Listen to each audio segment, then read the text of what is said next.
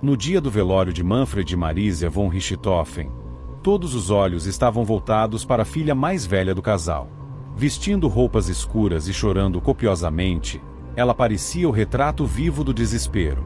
A opinião pública e as lentes da imprensa assistiam àquela cena com profunda comiseração, testemunhando o que parecia ser a destruição completa de uma família tradicional. Mas, atrás das câmeras e além do alcance dos repórteres, os peritos criminais e investigadores experientes observavam algo perturbador. Aquelas lágrimas tinham um ritmo mecânico, um padrão que não se encaixava na biologia do luto real.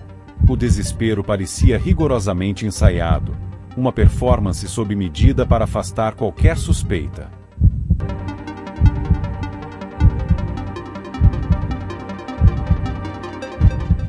Bem-vindos ao Dossiê Criminal.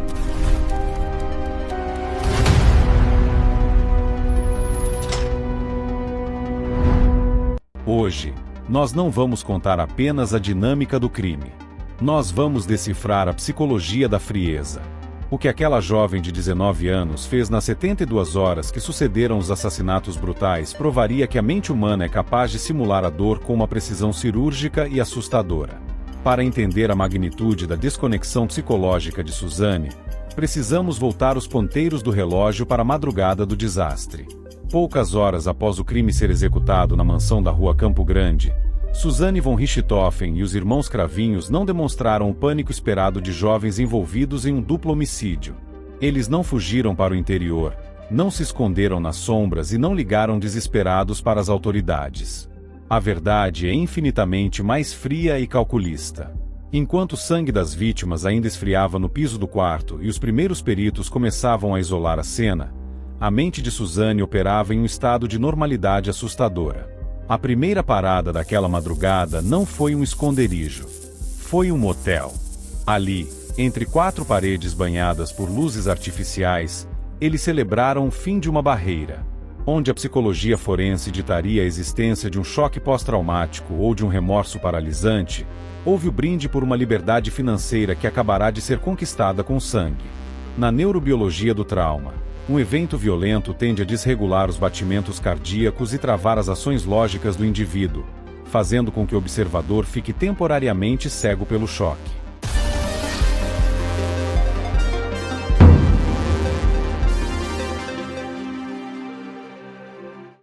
As primeiras 72 horas revelaram que o cérebro de Suzane não operava sob as regras do trauma. Operava sob o desenho preciso da estratégia. Mas a madrugada no motel era apenas a ponta do iceberg.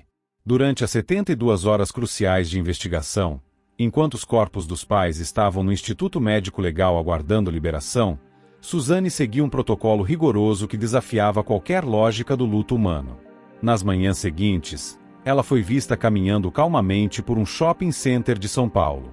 Ela não tentava se esconder sob capuzes, não evitava os olhares do público e não demonstrava o menor sinal de agitação. Entrou em lojas, comprou roupas novas com total tranquilidade, conversou de forma extremamente doce e polida com os atendentes e manteve uma rotina de consumo que ninguém, sob qualquer hipótese, associaria a uma órfã recente cujos pais foram assassinados a pauladas. Psicólogos forenses apontam que esse tipo de comportamento dissonante pode indicar duas vertentes clínicas distintas. A primeira seria o mecanismo extremo de dissociação psicológica, onde o ego bloqueia a realidade para não colapsar diante do horror. A segunda vertente, amplamente corroborada pelos laudos periciais posteriores, aponta para traços agudos de psicopatia e transtorno de personalidade antissocial.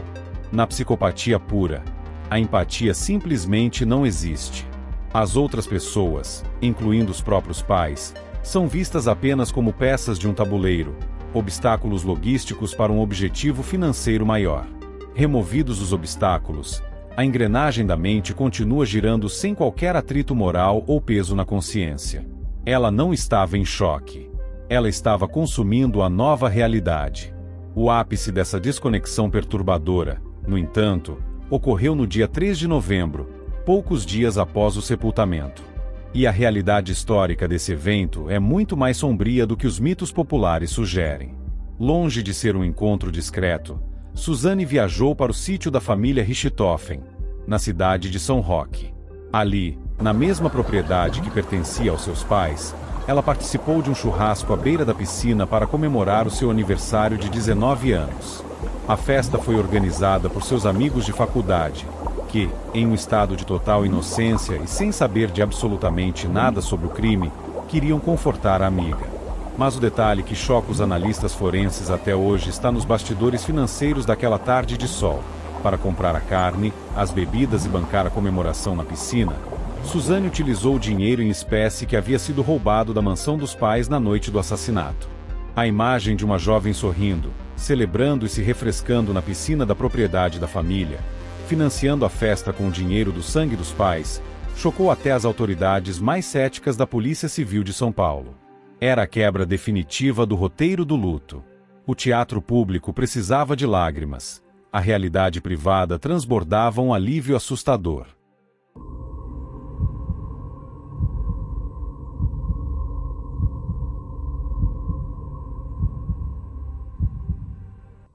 E foi justamente quando as salas de interrogatório se fecharam que as rachaduras na casca perfeita começaram a se expandir de forma irreversível. Policiais experientes notaram que o choro de Suzane possuía um interruptor claro e altamente controlado. Diante dos microfones da imprensa e na presença de autoridades específicas, ela desabava em soluços. Quando a porta se fechava e ela ficava sós com os irmãos Cravinhos, o tom mudava para uma calmaria glacial, focada estritamente em prazos judiciais, leitura de testamento e na futura partilha de bens. A mente criminosa costuma falhar pelo excesso de zelo. No crime real, a perfeição artificial é o primeiro indício de uma mentira estruturada.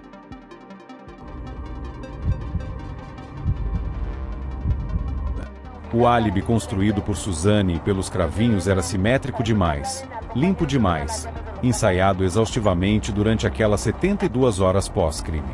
Eles desenharam uma narrativa onde o tempo se encaixava com perfeição milimétrica, mas a física, a cronologia técnica e os rastros digitais não aceitam roteiros teatrais. Quando confrontada pelos investigadores com as contradições matemáticas dos horários das ligações telefônicas, dos registros de rotas feitos pelos carros e dos depoimentos das testemunhas do shopping e do motel, a farsa desmoronou como um castelo de cartas.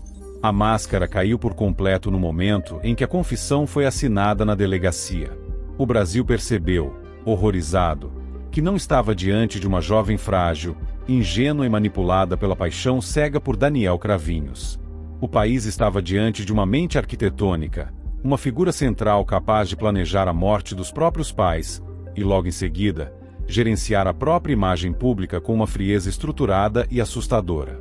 It lágrima derramada no velório foi uma peça de xadrez calculada para dar a ela uma vantagem estatística de inocência. Mas a investigação criminal desatou os nós daquele teatro. A justiça decretou as sentenças pesadas. As portas de ferro da cela se fecharam isolando os culpados do mundo exterior. Mas a análise detalhada daquelas 72 horas pós-crime permanece gravada na história como um dos estudos mais perturbadores da psicologia forense mundial. O horror absoluto não estava apenas no que aconteceu dentro daquela mansão na calada da noite, mas sim na assustadora normalidade do que veio depois.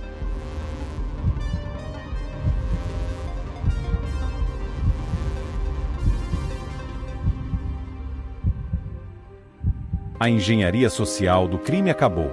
O resto está com você. O radar da mente humana nunca para. Dossiê Criminal.